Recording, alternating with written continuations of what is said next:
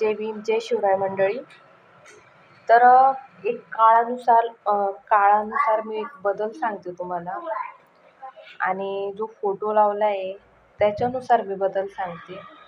की आपल्या आईच्या काळामध्ये कसं होतं की डोक्यावरून पदर खाली पडायचा नाही. आज सुद्धा खूप जुनकड बाया बघा तुम्ही, अजून सुद्धा पदर त्यांच्या डोक्यावर खांद्यावर असतो.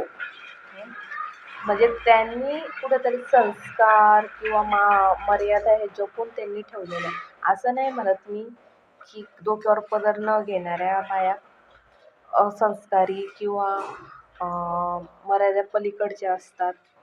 पण अशा बाया आहेत ज्या आपल्या मुलांना व्हिडिओ शूट करायला सांगतात आणि असे अंगप्रदर्शन करतात. तर ही बाई जे काय फोटो तुम्ही बघताय ना, ही एकट्या मुलाची आई आहे. तो मुलगा हिचा मुलगा आहे म्हणजे.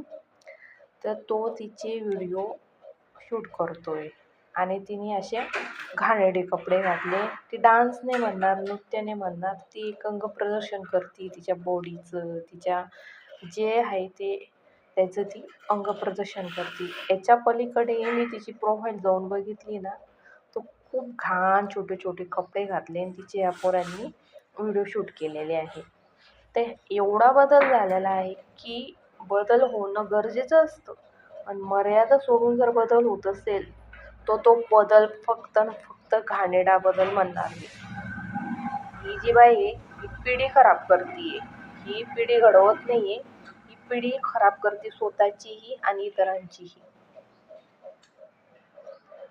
इतक्या घाणेरड्या लेवलच्या बाया मी बघत आहे याच काळामध्ये. काय म्हणणार आता.